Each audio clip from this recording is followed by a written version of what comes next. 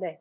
그럼 수능까지 바라보는 올바른 중등 공부법 설명에 그러면 시작해 보겠습니다. 오늘 비가 와서 그런지 내 생각으로 이렇게 뭐 조촐하게 작게 해도 좋을 것 같아요.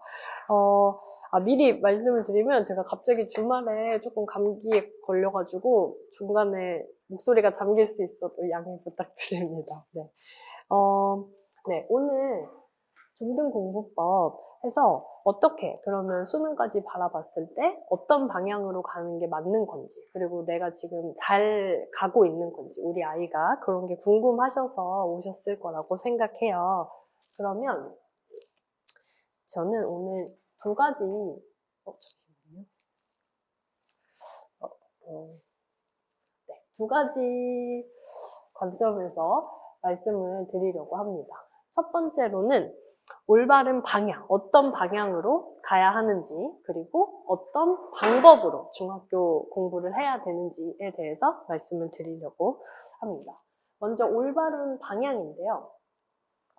그 전에 먼저 중학교 수학 과정을 전체적으로 개관을 해봤어요. 중학교 1학년, 2학년, 3학년을 보면 수와 연산하는 파트가 있어서 1학년 처음에는 정수와 유리수에 대해서 배워요. 이때 처음으로 음수가 나오고 그 다음 음수 계산하는 거에 대해서 배우고요. 2학년 때는 유리수와 순환소수라고 해서 이때 유리수라는 거에 대해서 뭔지 좀 더 자세하게, 그리고 순환소수라는 걸 분수로 바꾸는 과정, 그리고 3학년 때는 제곱근, 무리수에 대해서 배우게 됩니다. 그래서 이때 루트를 배우게 되는데요. 수와 연산은 이렇게 순차적으로 1학년, 2학년, 3학년이 돼 있고, 그 다음 문자와 식 단어는 1학년 때 처음으로 문자가 나오죠. X, A가 나와서 그 문자를 가지고 식을 계산하는 연습을 하고 1차 방정식을 배우고요. 2학년 때는 1차 부등식과 연립 1차 방정식, 그리고 3학년 때는 2차 방정식을 배우게 됩니다. 곱셈 공식과 인수분해로 식을 정리하는 법도 배우게 되고요. 그리고 함수는 1학년 때는 좌표평면, 뭐 X좌표, Y좌표가 뭔지에 대해서 배우고 2학년 때는 그 어려운 1차 함수를 처음으로 배우게 되고요. 그 다음 3학년 때 2차 함수에 대해서 배우는 게 1학기 과정이죠. 그래서 우리가 크게 중학교 과정은 1학기의 대수, 2학기의 기하라고 하잖아요. 그래서 여기 함수까지가 1학기 내용이라고 보시면 될 것 같아요. 그리고 2학기의 기하에서 1학년 때는 기본도형, 뭐 평면도형, 입체도형을 배우고 2학년 때는 삼각형, 사각형, 닮음, 피타고라스, 그리고 3학년 때 원에 대해서, 그리고 사인, 코사인 나오는 삼각비를 3학년 때 배우게 되는데요. 기하가 되게 크죠. 그리고 확률과 통계에도 같이 배우게 됩니다. 그래서 이렇게 크게 봤을 때 중학교 때 배우는 게 이런 걸 배우는구나 라는 걸 살펴봤고요. 그럼 그 다음으로 이제 고등학교 수학 과정에 대해서 봐볼게요. 고등학교 수학은 이제 현재 중2냐, 그 다음에 중3이냐에 따라서 이름이 좀 달라요. 원래 지금 중3 이상인, 현재 중3까지는 수학 상하라고 했었죠. 그래서 고등학교 1학년 1학기가 수상, 1학년 2학기가 수하, 그 다음에 수원, 수투 이렇게 가거든요. 근데 이제 지금 현 중2 이하인 학부모님들도 오늘 좀 많아가지고 그때부터는 이름이 바뀌었어요. 공통수학 1, 그리고 공통수학 2가 옛날에 수상, 수하라고 생각하시면 돼요. 그래서 이게 1학년 1학기, 1학년 2학기. 그리고 내용을 보면 순서가 좀 바뀌었어요. 옛날엔 수상에 여기 보시는 다항식, 그리고 방정식과 부등식, 그리고 여기 도형의 방정식까지가 수상이었는데 이게 공통수학 2로 넘어갔고 대신에 앞에 경우의 수와 행렬이 1학기 내용으로 들어갔어요. 행렬은 원래 없었는데 이번에 오랜만에 다시 한 9년인가요? 몇 년 만에 새로 들어왔습니다. 그리고 집합과 명제, 함수와 그래프. 그래서 보시면, 그리고 이제 그 밑에는 고2 이상일 거라서 정확한 자세하게는 아직 안 썼는데 대수가 옛날에 수1이었던 게 이름이 대수로 바뀌었어요. 그래서 이게 2학년 1학기에 배운다고 생각하시면 되고 수2였던 게 미적분 1으로 이름이 바뀌었고 확률과 통계 그리고 미적분 2가 옛날에 미적분, 이 미적분 2예요. 뭐가 차이냐면 미적분 1은 다항함수, 그러니까 3차 함수, 2차 함수, 4차 함수 이런 애들을 미분, 적분하는 거고 미적분 2는 이제 지수함수, 로그함수, 삼각함수 이런 애들을 미분, 적분하는 게 미적분 2라고 생각하시면 돼요.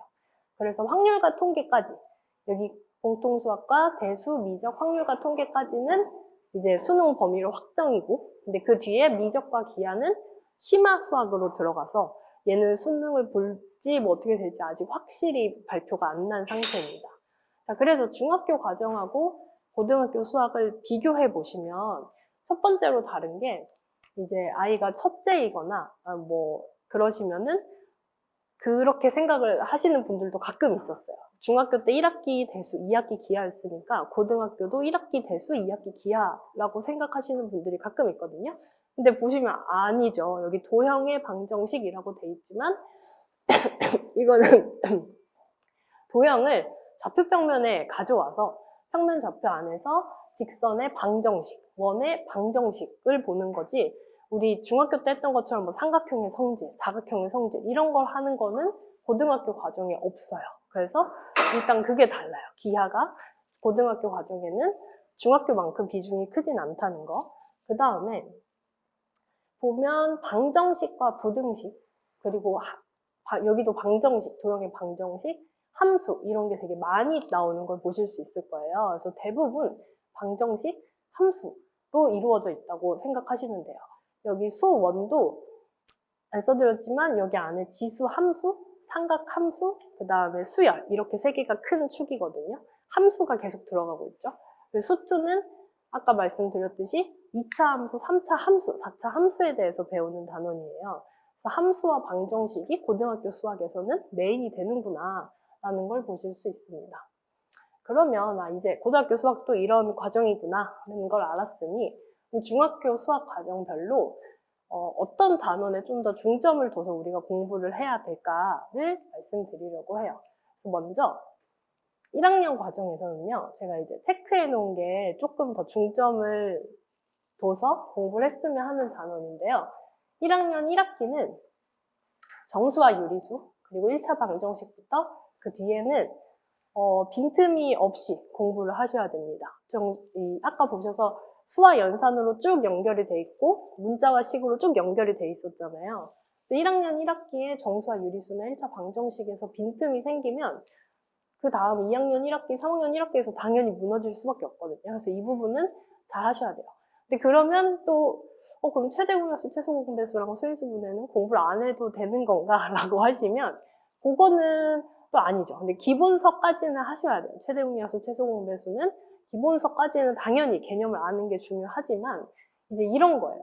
최대공약수 문제에서 이런 거 있거든요. 뭐 3으로 나누면 2가 남고 뭐 5로 나누면 4가 남고 해서 하는 활용 문제들 애들이 되게 많이 어려워하잖아요. 근데 그게 초등학교 때 잘했던 애들은 거기 좀 수월하게 넘어갔는데 그렇지 않은 친구들도 당연히 있단 말이에요. 그러면 이제 그 부분이 너무 약하니까 막 그거 개념 원리를 해서 안 되니까 센으로 또 하고 센하고 RPM 하고 막 이걸 계속 거기에만 집착해서 하는 것보다는 뒤에 차라리 그 시간과 에너지를 뒷부분, 정수와 유리수랑 1차 방정식 이 부분에 좀 더 쏟는 게 현명하시다라는 거예요. 그래서 앞에 검정 색깔 돼 있는 거는 기본서까지는 하지 말자는 게 아니고 기본서까지는 해야 되지만 이제 같은 제한된 시간과 에너지가 있다면 여기 빨간색 표시된 곳에 좀 더 에너지를 쏟는 게 맞겠다라는 말로 이제 앞으로 나올 것도 들으시면 되겠습니다. 그 다음 1학년 2학기는 여기는 빨간색이 되게 없어요. 그렇죠? 그래서 앞에 이제 2학년, 3학년 과정 보시면 아시겠지만 이렇게 빨간 색깔이 없는 단원은 1학년 2학기가 유일하거든요. 그래서 1학년 2학기가 고등학교 수학까지 봤을 때 크게 연계되는 단원이 잘 없어요. 그래서 기하의 시작이라고는 하지만 사실 여기까지는 초등학교 7학년이라고 생각하시면 되거든요. 초등학교 때 6학년 과정에도 입제도형의 건널비와 부피가 있더라고요. 직육면체 막 이런 거. 그래서 그리고 원과 부채꼴 이런 것도 초등학교 때도 나오잖아요.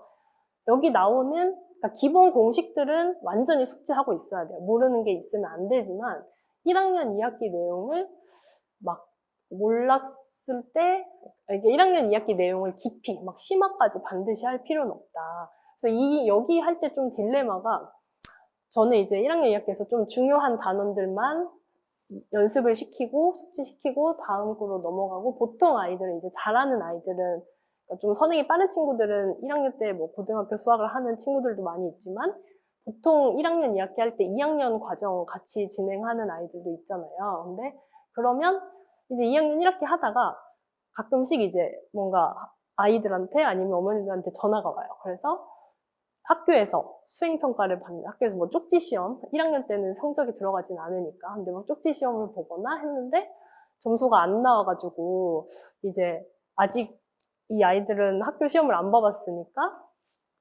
자기가 100점을 못 맞는 거에 되게 큰일이 나는 줄 아는, 학교에서 프린트를 줬는데 내가 이걸 다 못 풀면 되게 아무튼 자존심에 상처를 받아가지고 1학년 2학기 과정으로 다시 해야겠다 해서 다시 넘어와서 복습하고 그 2학년 1학기 또 살짝 넘어갔다가 다시 또 뭐 다면체에서 모르겠다 해서 넘어오고 하는데 이제 그 중에서 이 빨간색 돼 있는 애들은 잘하고 넘어가는 게 맞지만 그렇지 않은 애들은 차라리 조금 다른 선행에 살짝 힘을 쏟는 게 낫지 않나라는 제 생각입니다. 그래서 1학년 2학기의 중요한 단어는 이 정도가 있겠고요. 이제 2학년 1학기 내용인데요. 2학년은 네, 빨간색이 현저히 늘었죠. 2학년은 사실 다 중요해요. 여기 1단원 유리수와 소수는 뭐 순환소수를 분수로 바꾸는 내용에 관한 건데 이거는 고등학교 때 뭐 또 나오거나 하진 않거든요.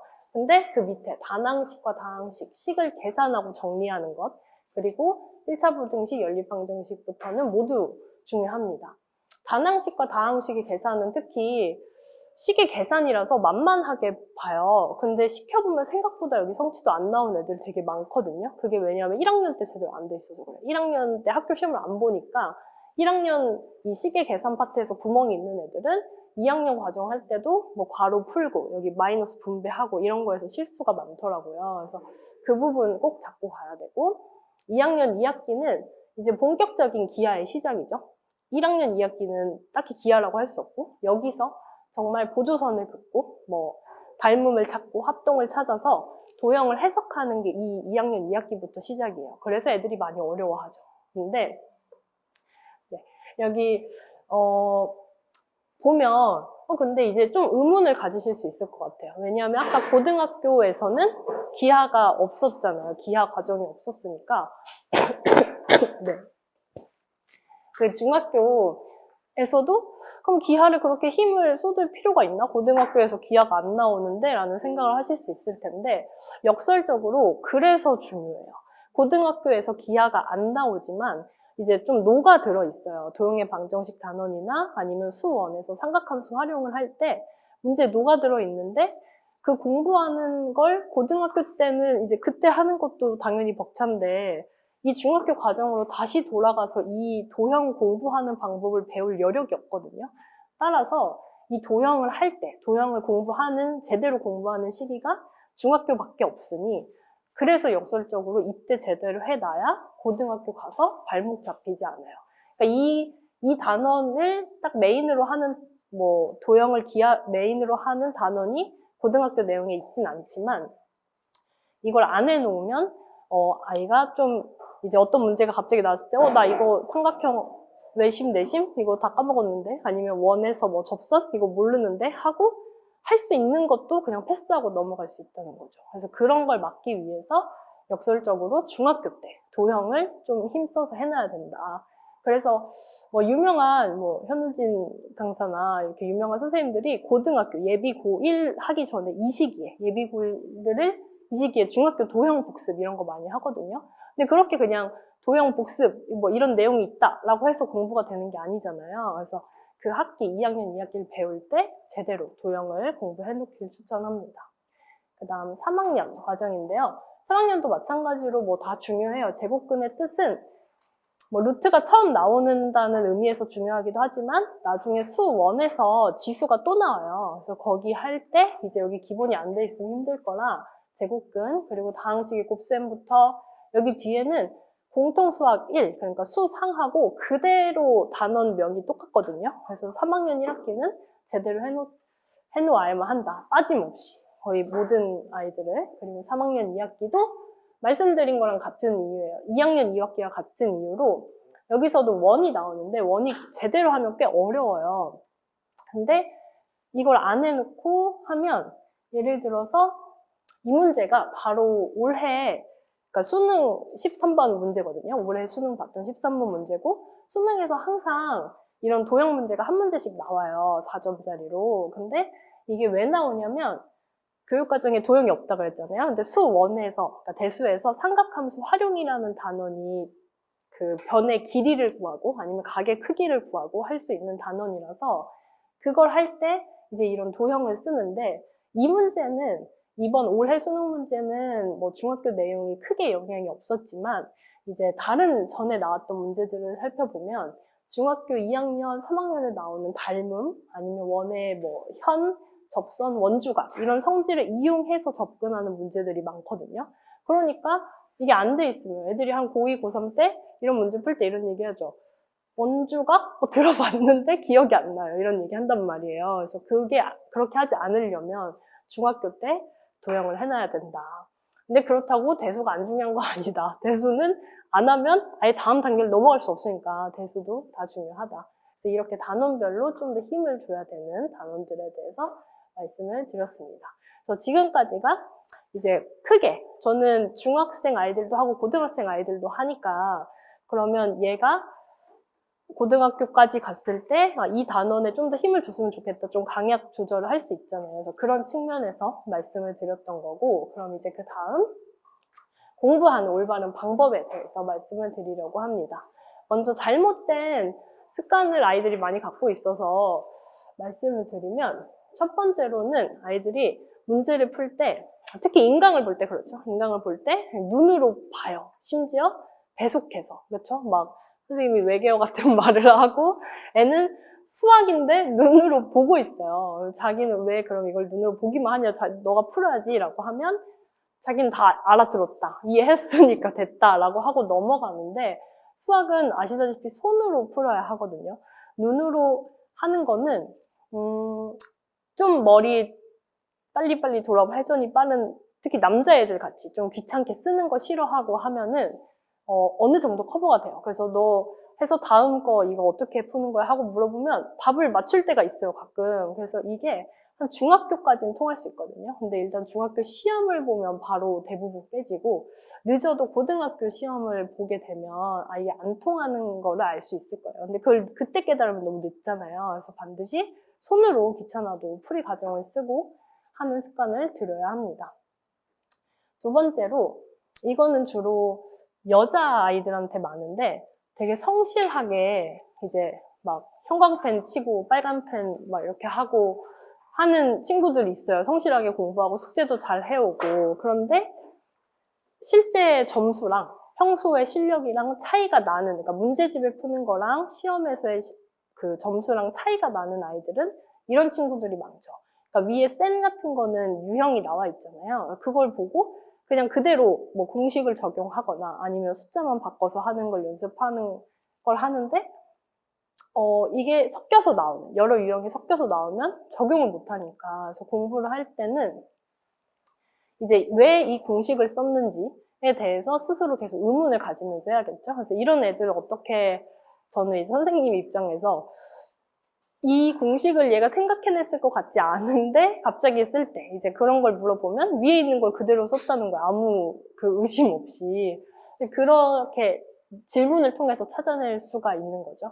그래서 유형별로 암기하는 거. 근데 이게 그냥 안 된다라고, 이렇게 암기해서 풀면 안 된다라고 하는데 생각보다 고치기가 어려운 게 이제 그 아이들은 그게 더 편한 거예요. 암기해서 푸는 게. 그러니까 이런 유형이 나오면 이 공식을 쓰고 그 다음에는 이걸 대입하고 이렇게 해서 공부하는 게 더 편한 거예요. 왜냐하면 그것보다 더 깊은 단계로 가야 되잖아요. 수학을 제대로 하려면 그 안에 있는 이유를 깨닫고 공부해야 되는데 그 단계까지는 자기가 힘드니까 더 편한 방법을 택하는 거죠. 그래서 유형별로 암기하는 친구들이 이제 계속 볼 때마다 공부법을 아예 바꿔야 된다라고 하는데, 네, 그래서 이런 습관이 있다면 그거는 바뀌어야 된다는 거. 세 번째로는 요즘 아이들이 공부하는 걸로 보이는 모습에 몰두해요. 그러니까 내가 진짜 어떤 문제를 풀기 위해서 사고하고 몰입하고 이렇게 사고를 확장하는 거가 아니라 내가 어떤 문제집을 몇 번 풀었고 그 다음에 오늘 순공 시간이 몇 분이고 이런 겉모습에 좀 더 집착을 하는 거죠. 그래서 뭐 어플도 많던데요. 친구들이랑 같이 뭐 공유하는 어플도 많고 이런 걸 하면서 나는 오늘 공부를 이만큼 했다. 아니면 엄마한테 난 이렇게 해서 이만큼 맞췄다. 문제집에서 이만큼 맞췄다를 보여주는 거지. 그 안에 내가 어떤 걸 했다보다는 그러니까 본질보다는 좀 더 겉으로 보이는 거에 집착하는 모습이 있어서 이런 것도 좀 죄송합니다. 바뀌어야 되지 않나 생각을 합니다. 자, 그러면 아이들이 들여야 하는 바람직한 습관에는 무엇이 있냐면 제일 먼저 말씀드리고 싶은 건 모든 개념서에는 예제가 있어요. 뭐 옛날부터 쓰던 정석도 생각을 해보면 한 페이지에 거의 꽉 차게 예제가 있고 그 다음에 그 밑에 아주 작게 유제가 있잖아요. 공간이 없게. 그 개념 원리, 뭐 바이블, 요즘에 쓰는 모든 개념서들에도 항상 예제가 있고 그 밑에 확인 문제가 있거든요. 근데 예제가 있는데 이 예제가 이 문제집에서 이렇게 대부분의 공간을 차지하는 거에는 이유가 있는데 애들은 대부분 문제를 풀려고 하면 예제를 보지도 않아요. 예제를 보지도 않고 그냥 확인 문제 풀어요. 내가 이 문제를 맞힐 수 있나 없나에만 집중하기 때문에.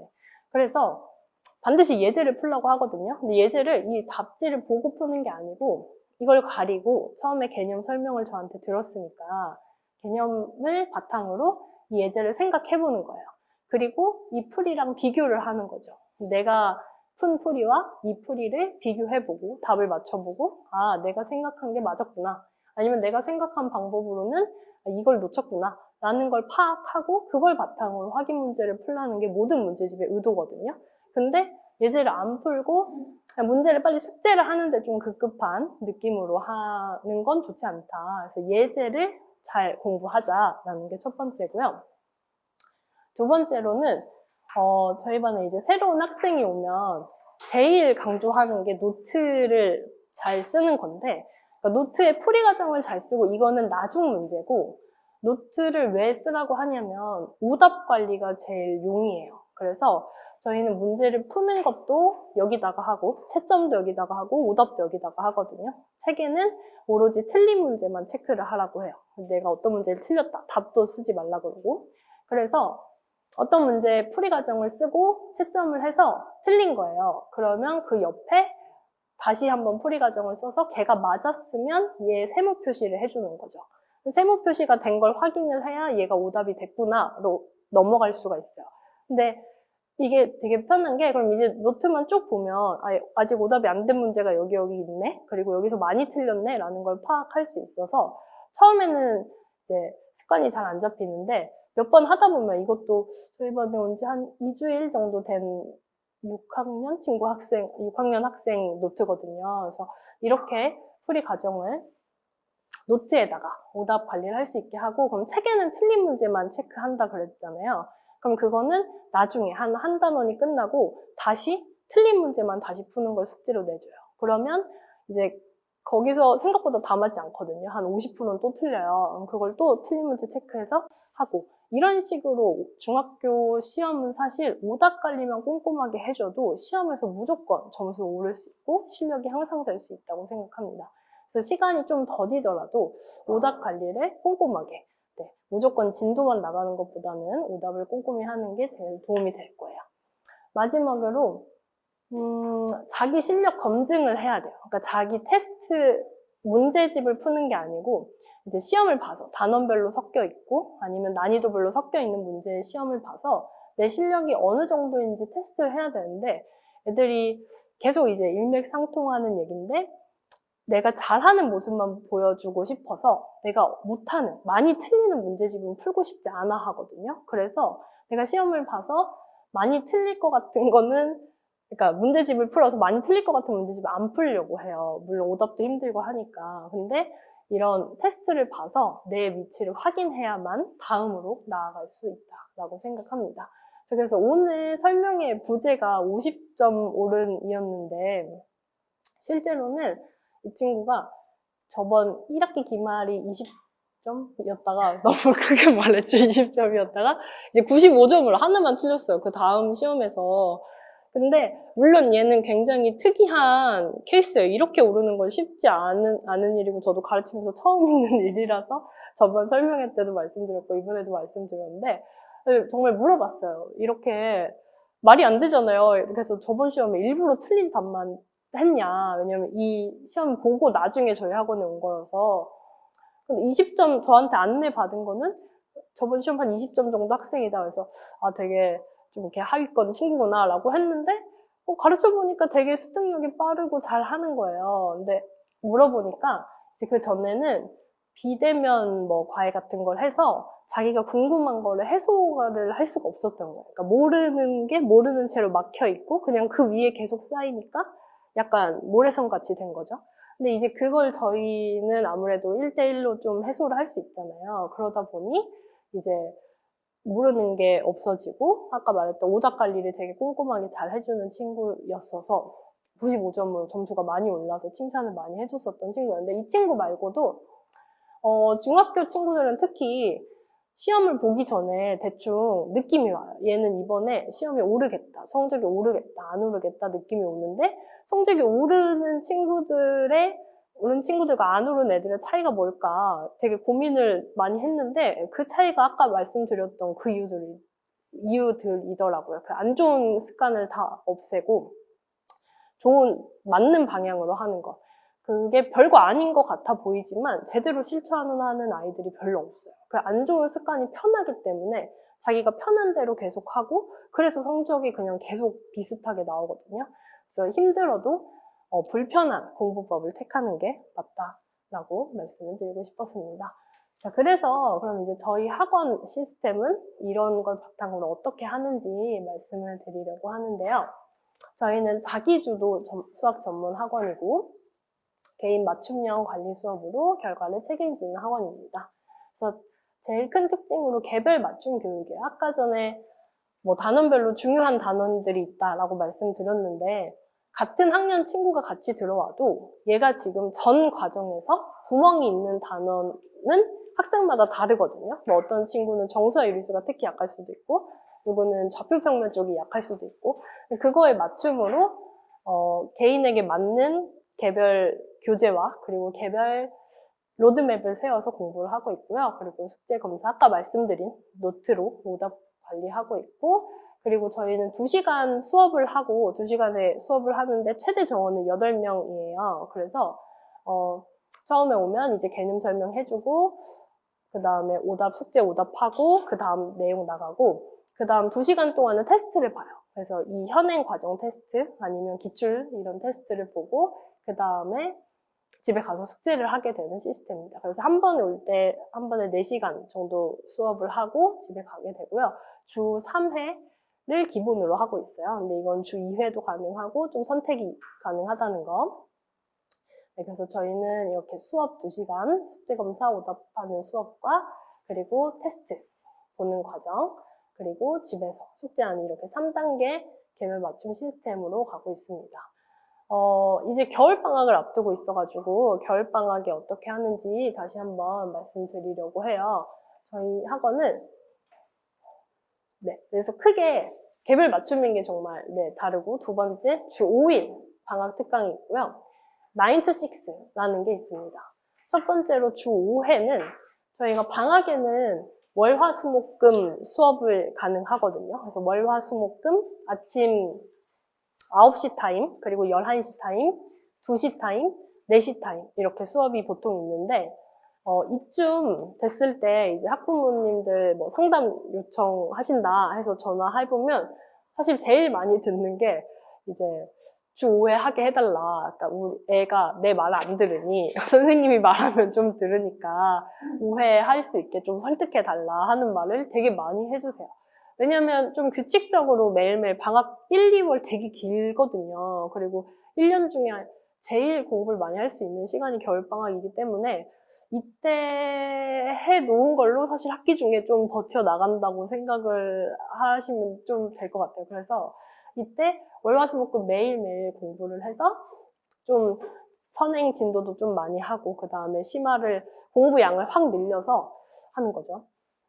그리고 그 주 5회를 하면 저희가 9 to 6도 한 번에 설명을 드리면 9 to 6는 아침 9시부터 저녁 6시까지 공부하는 거예요. 그래서 뭐 예를 들어 수업을 아침 9시부터 11시 하고 11시에서 1시까지는 테스트, 그러니까 원래 정규 수업으로 9시부터 1시까지 했으면 1시에서 2시 점심 먹고 2시부터 6시까지는 또 자습실에 자리 배정을 해주거든요. 그럼 그 자리에서 자기 숙제를 하거나 만약에 숙제를 다 했다 그러면 다른 학원 숙제를 해도 돼요. 영어 학원 숙제를 해도 되고 근데 아무튼 좀 몰입해서 공부할 수 있는 방학이 됐으면 해서 9 to 6는 따로 비용이 없고요. 그냥 주 5회 수업료만 있고 9 to 6에 대한 비용은 없거든요. 그래서 그렇게 하는 저희가 매번 방학 때 진행하는 프로그램입니다.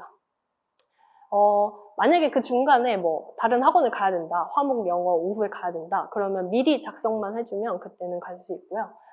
네, 그렇게 방학에는 진행되고 있습니다. 그래서 여기 선에 이거는 네, 뭐 선생님이 로드맵을 짜기 나름인데 뭐 5번 중에 3번은 선행 진도를 나가고 2번은 다음 학기, 바로 다음 학기에 배우는 심화를 하고 뭐 이런 식으로 로드맵을 짤 수 있어요. 또는 저희가 강의식 특강을 방학에 하기도 해서 그 방학 특강이랑 이제 자기주도를 겸해서 듣기도 하는데 여기는 수상 기초 특강만, 그러니까 이번에 열리는 특강 중에서 중학교 학부모님들 대상으로 하는 거는 요거 있어서 말씀드리려고 넣어놨어요. 이거 제가 진행하는 거고, 이거는, 처음 고등학교 수학 나간 학생들을 위한 거예요. 그래서 엄밀히는 예비 고1이 하기에는 조금 늦었고요. 쉽고요. 예비 중3 대상 학생들. 그래서 저희 반에 이제 그러니까 중3, 중2 된 학생들 중에 고등수학 이제 처음 나가야 하는 친구들이 좀 많아서 그 친구들이랑 또 진도 맞는 친구들 대상으로 하는 거고 이거는 공통수학으로 그래서 진행할 거고요. 개념원리랑 쌤. 그리고 순회중이 다음 주에 방학이에요. 그래서 다음 주 금요일부터, 목요일에 방학식 하는데 금요일부터 바로 시작해가지고 하는 특강입니다. 그래서 로드맵은 방학에 이런 식으로 짜져요. 12월 목표, 1월 목표, 2월 목표. 그리고 12월에는 어떻게 주차별로 그 주의 목표를 말씀드리거든요. 그래서 이거는 매주 월요일 아니면 화요일마다 아마 카톡으로 발송이 될 것입니다. 그래서 네, 9 to 6는 아까 말씀드린 거고 이거는 주 5회 수업을 듣는 학생들 중에서 신청자 중에 선발을 하고요. 자기 자석이 정해져 있고 그리고 그날 계획을 세워요. 오늘의 학습 목표, 그리고 오늘의 시간별로 계획, 그리고 오늘 나의 잘한 점, 보완해야 할 점을 써서 이걸로 체크하는 겁니다. 네, 그래서 이렇게 하고 매일 이제 원장 선생님이나 그 관리해주시는 원장 선생님한테 매일매일 검사를 받아서 학습할 수 있도록 하게 됩니다. 그래서 여기까지가 저희 학원 겨울방학 설명회였고요. 네, 오늘 비 오는데도 네, 자리해 주셔서 감사하고 저희 자리에